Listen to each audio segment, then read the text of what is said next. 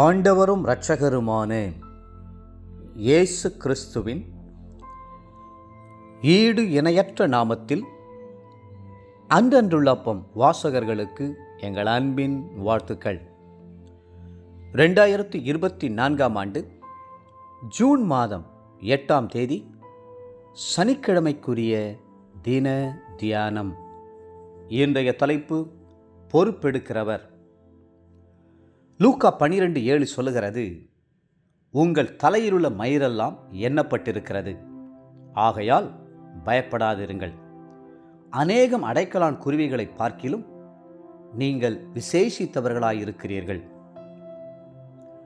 அநேக கிறிஸ்தவர்கள் கர்த்தர் தங்கள் மேல் அக்கறை கொள்ளவில்லை, அவர் ஏதோ உயரத்தில் பரலோகத்தில் இருக்கிறார், அவர் பெரிய பெரிய ஊழியர்களின் பிரச்சனைகளில்தான் தலையிடுவார் என்று எண்ணுகிறார்கள். நீங்கள் கூட ஒருவேளை கர்த்தர் என்னுடைய பிரச்சனை குறித்து பாராமுகமாகவே இருக்கிறாரே, பிரச்சனையை தீர்த்து வைக்கவில்லையே, ஏன் காலதாமதம் பண்ணுகிறார் என்று எண்ணக்கூடும். எனவேதான் இயேசு உங்களை பார்த்து 2 காசுக்கு 5 அடைக்கலான் குருவிகளை விற்கிறார்கள் அல்லவா, அவைகளில் ஒன்றாகிலும் தேவனால் மறக்கப்படுவதில்லை, உங்கள் தலையில் உள்ள மயிரெல்லாம் எண்ணப்பட்டிருக்கிறது, ஆகையால் பயப்படாதிருங்கள்.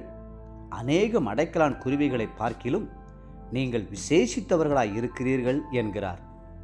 லூக்கா 12ஆம் அதிகாரம் 6-7 வசனங்கள்.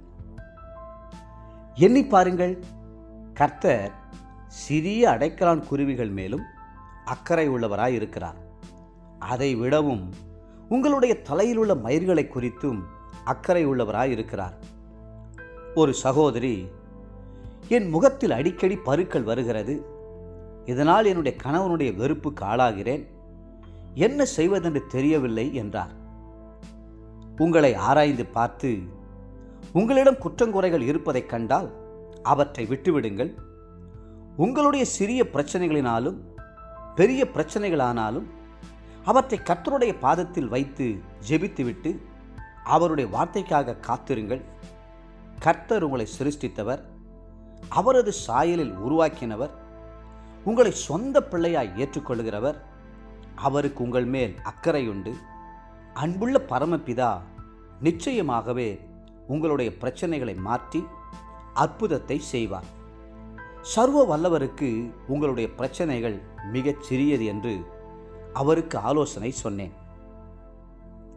இந்த நாளில் நீங்கள் கூட ஏதேனும் பிரச்சனைகளினால் மனம் கலங்கிக் கொண்டிருந்தாலும் கவலைப்படுவதை விட்டுவிட்டு கர்த்தர் மேல் உங்கள் பாரத்தை வைத்துவிட்டு அவர் மார்பில் சாய்ந்து இளைப்பாருங்கள். கர்த்தரை துதிக்க ஆரம்பித்து விடுங்கள்.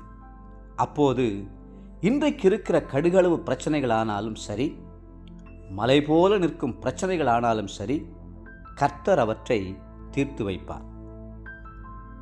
நீங்கள் எதிர்பார்த்திருக்கும் முடிவை உங்களுக்கு கொடுக்கும்படிக்கு நான் உங்கள் பேரில் நினைத்திருக்கிற நினைவுகளை அறிவேன் என்று கர்த்தர் சொல்கிறார்.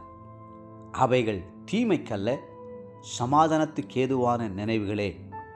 எரேமியா 29:11. தேவ பிள்ளைகளே, அவர் உலகத்தையெல்லாம் சிருஷ்டித்த சர்வ வல்லமையுள்ள தேவனாய் இருந்தும் கூட உங்களுடைய அன்புள்ள தகப்பனாய் இருக்கிறார். உங்களுக்காக பரலோகத்தை துறந்து பூமிக்கு இறங்கி வந்த மனதுருக்கம் உள்ளவராய் இருக்கிறார். அவர் உங்களை பெயர் சொல்லி அழைத்து ஆராய்ந்திருக்கிறார். ஆகவே நீங்கள் பயப்படாதிருங்கள். கர்த்தர் உங்களை பொறுப்பெடுத்து ஆசீர்வதிப்பார். இன்றைய நினைவிற்கு எரேமியா 32:17 மற்றும் 27 வசனங்கள். உம்மாலே செய்யக்கூடாத அதிசயமான காரியம் ஒன்றுமில்லை. இதோ, நான் மாம்சமான யாவருக்கும் தேவனாகிய கர்த்தர், என்னாலே செய்யக்கூடாத அதிசயமான காரியம் ஒன்றுண்டோ? இன்றைய வேத வாசிப்பு காலை 2 நாளாகமம் 30 மற்றும் 31 அதிகாரங்கள், மாலை யோவான் 18ஆம் அதிகாரம் 1-18 வசனம் முடிய. அன்புக்குரிய அன்றன்றுள்ளப்பம் வாசகர்களே, மீண்டும் உங்களை வாழ்த்துகிறோம்.